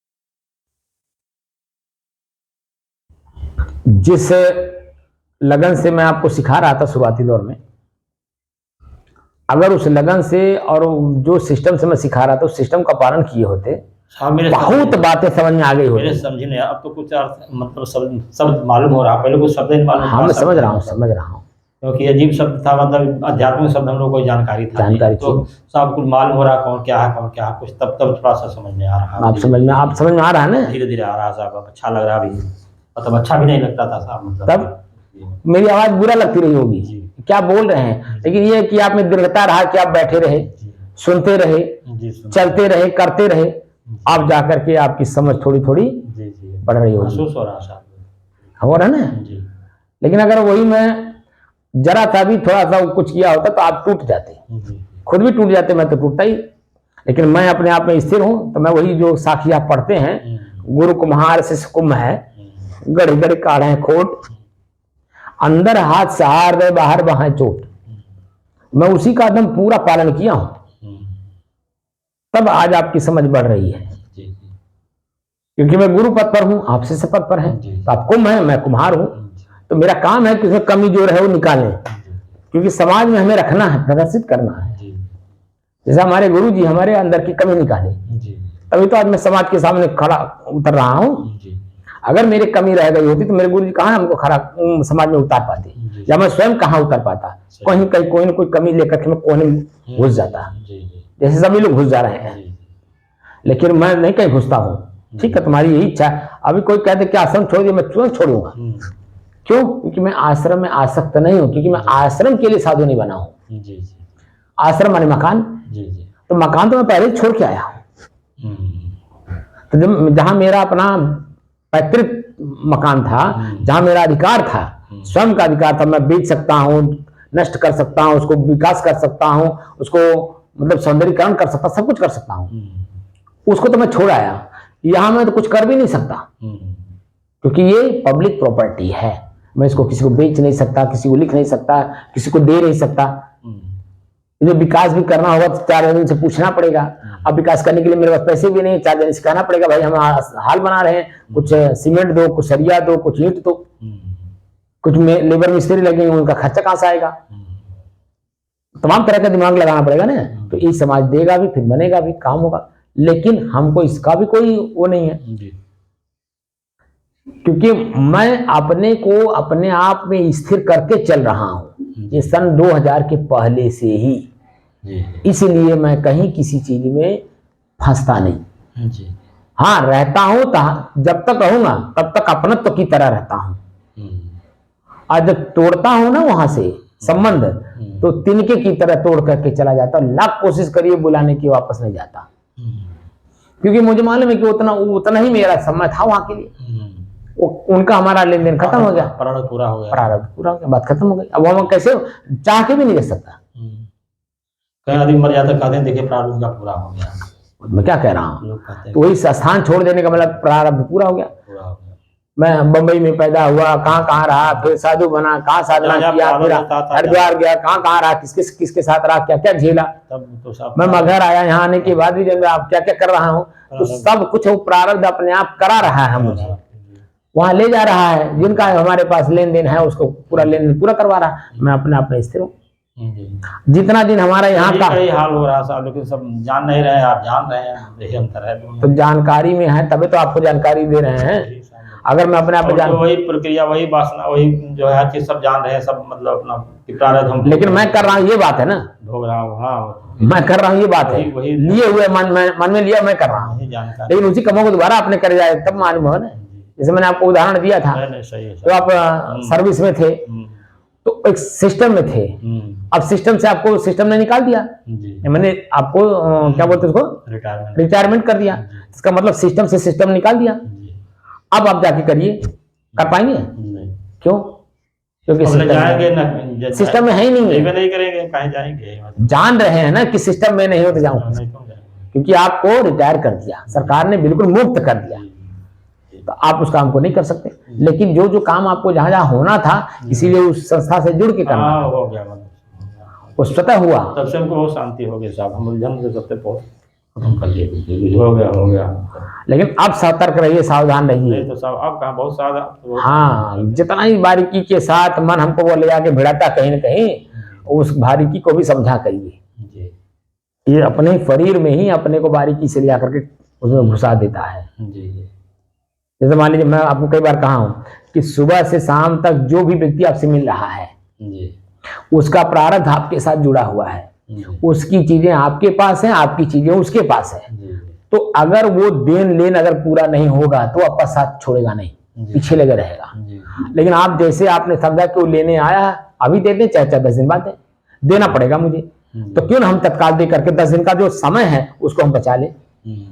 तो सुबह से चाहे नाती आवे, चाहे बेटा आवे, चाहे बहू आवे, चाहे गांव का कोई भी व्यक्ति आवे, बच्चा आवे, बूढ़ा आवे, जवान आवे, रोगी आवे, निरोगी आवे, तब से साहब बिल्कुल निसर्ग हो गए हैं, तब से का मतलब तो तभी आपकी समझ हमारी तरह समझ बढ़ेगी। लेकिन कहीं कोई बात लेकर के मन में रहेंगे तो हमारी बात समझ में नहीं आएगा। हम लाख कोशिश करेंगे आपको समझाने की, नहीं आएगी। क्योंकि मैं जिस लेवल का आदमी हूं, मैं उस लेवल पे आपको लाने की कोशिश कर रहा हूं। और आप ही के माध्यम से विश्व के जो भी हमारे इस वीडियो को देख रहे हैं, जिन साधकों ने हमारी चीज को शुरू किया है अपने जीवन में लाने के लिए, मैं उन सभी लोगों के बात कहना चाहता हूँ कि जो कुछ भी अंदर है सब निकालो। कोई भी चीज चाहे अच्छा हो चाहे बुरा हो, रहने ही ना पावे। अरे नींद में आप जब हो, साफ साफ आपको बता रहा हूँ, तो ना अच्छे में हो ना बुरे में हो, ना महल में हो ना झोपड़ी में हो, ना आप शहर में हो ना आप शमशान में हो, शुद्ध अपने आप में हो। बोलिए। और जहां देखिए वहीं आदमी है, चाहे शमशान में है वो भी आदमी है, वहां वो भी वहीं सोता है, महल में है वो भी आदमी वो भी सोता है, शहर में है चाहे कहीं भी, हर आदमी पास सोता है। मतलब लेकिन आप अपने आप में रहिए, शुद्ध रहिए अपने आप में। हाँ, वर्तमान में जो आपका प्रारब्ध है वो आपको वहां ले जाएगा। तो उसको खाली आप दृष्टा भाव में देखो कि मेरा प्रारब्ध पूर्व का अच्छा बुरा कितना मैंने किया है। कर्म का संस्कार जो मैंने ले रखा है वो संस्कार अच्छे हैं या बुरे हैं। बुरे हैं तो हमको हर जगह बुराई मिलेगी। अगर अच्छे संस्कार हैं, अच्छे कर्म का किया हो, सबके साथ मानवता का व्यवहार किया हो, तो मैं जिधर से जाऊंगा उधर हर जानवर भी मेरे साथ अच्छा बर्ताव करेंगे। लेकिन अगर मैंने अच्छा बर्ताव नहीं किया तो चींटी भी मेरे साथ अच्छा व्यवहार नहीं करेगी, वो भी मेरे साथ काट लेगी, पीड़ा देगी। लेकिन अगर मैंने चींटी या हो चाहे हाथी हो, अगर अच्छा व्यवहार किया है तो मेरे साथ वो दुर्व्यवहार नहीं करेंगे। इसीलिए अहिंसा परमो धर्म में कहा गया है, अहिंसा व्रत का पालन करे, प्रतिज्ञा करे कि मैं किसी के साथ कोई दुर्व्यवहार नहीं करूंगा, न मन से सोचूंगा, न मुंह से बोलूंगा, न हम हाथ से करेंगे, न मैं पैर से वहां चल करके उसको पुष्ट करूंगा। जब हम दृष्टा भाव में रहेंगे तभी कर पाएंगे, दृष्टा भाव में नहीं रहेंगे तो कहीं ना उलझ जाएंगे। इसीलिए पुरजोर हमारे महापुरुषों ने ईश्वर शब्द का प्रयोग किया कि ईश्वर के सहारे प्रकृति को पढ़िए, भगवान को पढ़िए, ईश्वर के सहारे, यानी श्वास का सहारा लीजिए, अपने शरीर को और शरीर से संबंधित जितनी भी चीजें सबको पढ़िए। क्योंकि श्वास जब मेरे से अलग है तो इस श्वास के माध्यम से शरीर में जो कुछ है सब तो मेरे से अलग है। तो मैं कौन हूं? इन सब से अलग, शुद्ध, शांत और स्थिर हूं। शुद्ध हूं, शांत हूं और स्थिर हूं। और क्या हूं? सदैव रहने वाला, सदैव रहने वाला। शाश्वत शब्द का मतलब ही होता है सदा रहने वाला। कल भी था, मैं आज भी हूं, आगे भी रहूंगा। मैं रहूंगा लेकिन क्रियाएं नहीं रहेंगी। क्रिया तो मतलब चलनशील है, चलते रहे, चंचल है, प्रकृति में है।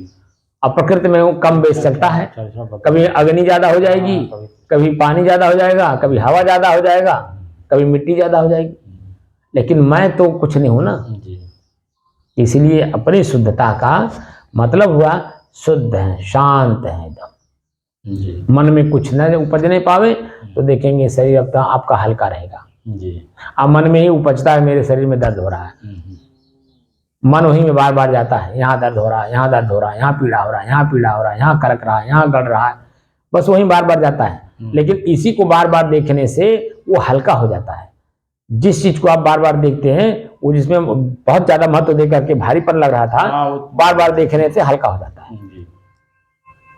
किसी भी जिस पत्नी को, जिस लड़की को पाना चाहते हैं उसी को बार बार आप देखिए, खत्म हो जाता है, उसका चाहना खत्म हो जाती है। तो उसी को बार बार अपने ही अंदर में पीड़ा दर्द जहां भी हो रहा है या आनंद की अनुभूति हो रही है उसी को बार बार देखिए, बार बार देखिए। बार बार देखने से वो हल्का हो जाता है। अच्छा भी अपना शरीर आनंददायक भी हो तो भी जो है वो थोड़ी देर में नष्ट हो जाता है, आनंद भी खत्म हो जाता है। फिर क्या होता है? शुद्ध रह जाते हैं, शुद्ध, एकदम शांत।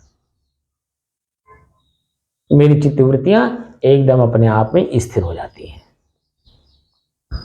कोई तर्क वितर्क मन में नहीं होता है। ना यहां से आवाज आएगी, ना यहां से आवाज आएगी, ना यहां से दो आवाज आएगी, ना यहां से दो आवाज आएगी। एकदम शुद्ध और शांत रहेंगे।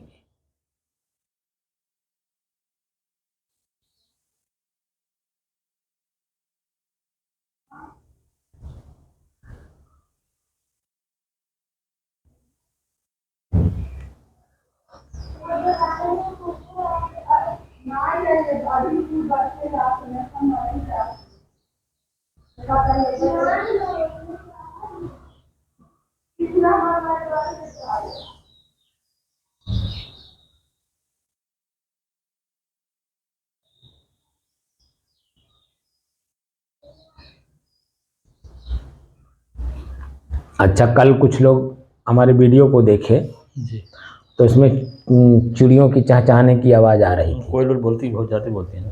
हाँ, बहुत बोलती है। तो ये बनावटी नहीं है, ये प्राकृतिक है। क्योंकि इस कमरे के बाहर खुला मैदान है, पेड़ है, पौधे हैं, उस पर चिड़ियाँ रहती हैं।